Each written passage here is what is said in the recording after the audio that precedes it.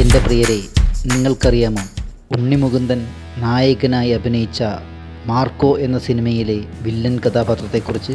നെപ്പോ കിഡുകൾ അരങ്ങുവാഴുന്ന cinema ലോകത്തേക്ക് ഒരാൾ കൂടി എത്തിയിരിക്കുന്നു. അതെ, അദ്ദേഹത്തിൻ്റെ പേരാണ് അഭിമന്യു. നടൻ തിലകൻ്റെ കൊച്ചുമകൻ. ജഗദീഷ് അവതരിപ്പിച്ച ടോണിയുടെ മകനായാണ് അഭിമന്യു വേഷമിട്ടത്. റസൽ എന്ന കഥാപാത്രം മറക്കാനാവാത്ത യാത്രയാണെന്ന് അഭിമന്യു പറയുന്നു.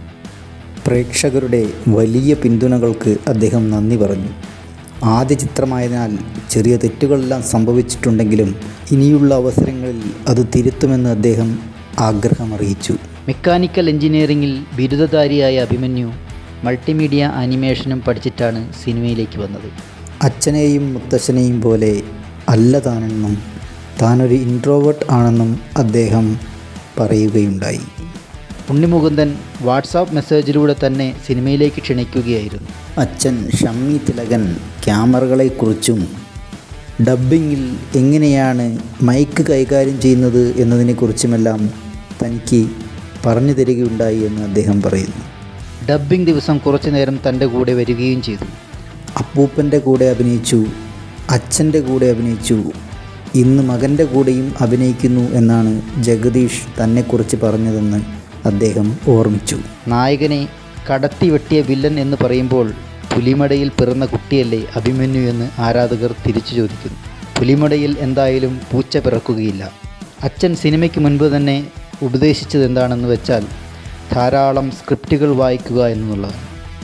ടൈമിങ്ങിൽ തന്നെ വളരെയേറെ സഹായിച്ചത് നടൻ സിദ്ദീഖാണെന്ന് അഭിമന്യു പറയുന്നു. ഡബ്ബിംഗ് സമയത്ത് അച്ഛൻ ഒരു ദിവസം കൂടെ ഉണ്ടായിരുന്നു. ക്യാമറയെക്കുറിച്ചും ലെൻസിനെക്കുറിച്ചും ഒരു ധാരണ ഉണ്ടാക്കി കൊടുത്തത് അച്ഛൻ ഷമ്മി തിലകൻ ആയിരുന്നു. ഉണ്ണിമുകുന്ദൻ്റെ വില്ലൻ ആകുമ്പോൾ നല്ല ശരീരം വേണമെന്ന് നിർബന്ധമുണ്ടായിരുന്നു. ആയതിനാൽ തന്നെ കൃത്യമായ ഡയറ്റ് പ്ലാനുകൾ ഉണ്ടായിരുന്നു. വളരെയധികം ഫുഡിയായ താൻ കഷ്ടപ്പെട്ട് ഭക്ഷണം നിയന്ത്രിച്ച് ജിമ്മിൽ വർക്കൗട്ട് ചെയ്യുകയും ചെയ്തു. അമ്മയാണ് ഇതിനുള്ള ശ്രദ്ധ മുഴുവൻ തനിക്ക് തന്നത്. ഡബ്ബിങ്ങിൽ താൻ വളരെ സാറ്റിസ്ഫാക്ഷൻ ഉള്ള ആളല്ല എന്ന് അഭിമന്യു പറയുന്നുണ്ടെങ്കിലും മാർക്കോയിലെ അദ്ദേഹത്തിൻ്റെ ശബ്ദഗാംഭീര്യം എടുത്തു പറയേണ്ട ഒന്നായിരുന്നു. അതിൽ സ്വയം തൃപ്തനല്ല എന്നാണ് അദ്ദേഹം പറയുന്നത്.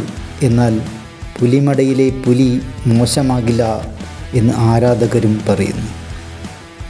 ആദ്യ സിനിമയിൽ തന്നെ ഇത്ര ഗംഭീരമാണ് അദ്ദേഹത്തിൻ്റെ പ്രകടനമെങ്കിൽ ഇനി വരാനിരിക്കുന്ന സിനിമകൾ അതിലും എത്രയോ മികച്ചതായിരിക്കും എന്ന് ഉറപ്പാണ്.